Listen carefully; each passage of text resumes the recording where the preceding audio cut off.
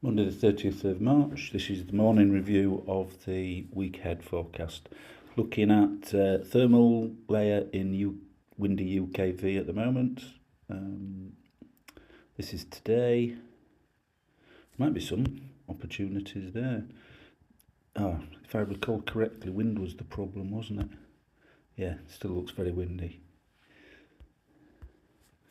Tuesday, when we looked yesterday, it was pretty grim, and that looks not many opportunities there, not what we're looking for. Wednesday at 1, there we go, very cloudy. Thursday was the day where there seemed to be some promise, and still looks to be a bit of promise there. We will check the wind. Wind looks light enough as well. We'll come back to that. Friday, which looked good on RASP, but looks terrible on windy at the moment, doesn't it? There must be a lot of cloud about. Yeah, a lot of cloud and rain on Friday. Now having a quick look at the RASP view, this is Tuesday at 1, Wednesday, Thursday. Doesn't look quite as good as it looked on UKV. I'll have to look into that in some more detail. Friday, yeah, Friday's gone to pot compared to yesterday. Saturday, absolutely nothing. Sunday, but it's beyond the reach of the UKV forecast, so we'll treat that with some degree of scepticism.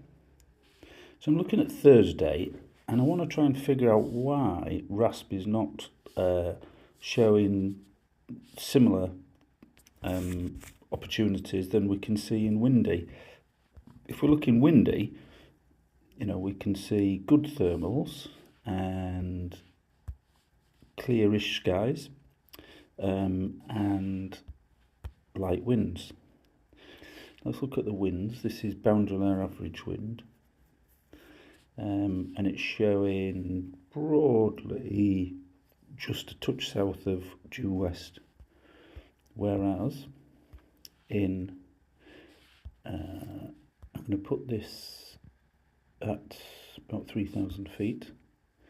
We've got a different wind direction there, haven't we? We've got it slightly north of West in Wales, and then it's coming round to be due north in the rest of the country. So we're going to investigate whether it's just a timing that GFS thinks this weather pattern is a little bit earlier or a little bit later than UKV thinks. So in doing that, I'm going to look at the wind forecast really to see if I can find a pattern that matches this UKV forecast in the GFS forecast. So I'm going to step back to right.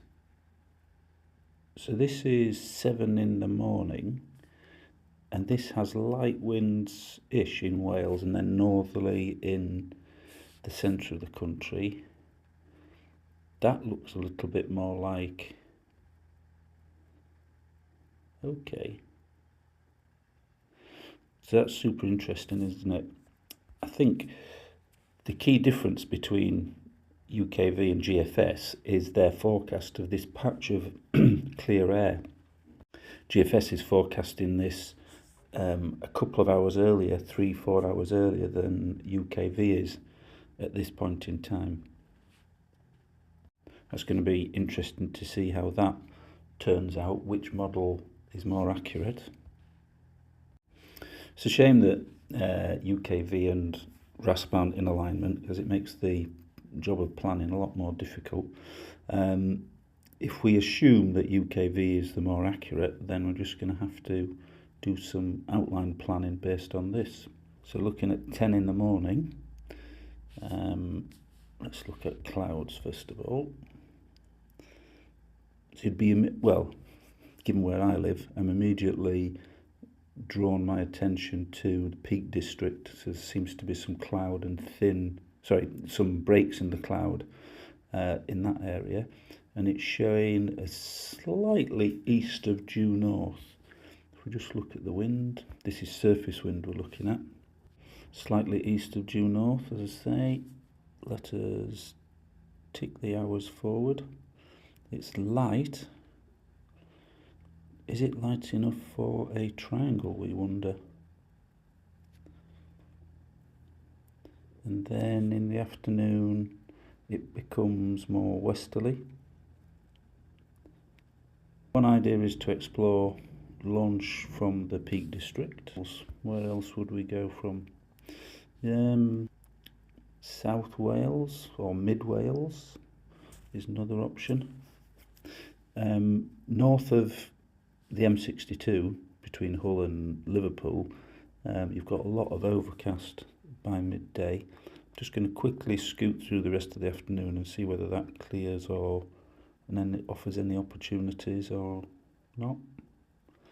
Alright, so by mid-afternoon that clears, so there might be an opportunity for a flight from Lancashire, maybe Parlick or somewhere like that. Maybe another option is to go from the Longmynd area or southeast Wales. For me personally, that's not desperately attractive because I'm not sure there's a massive distance in the day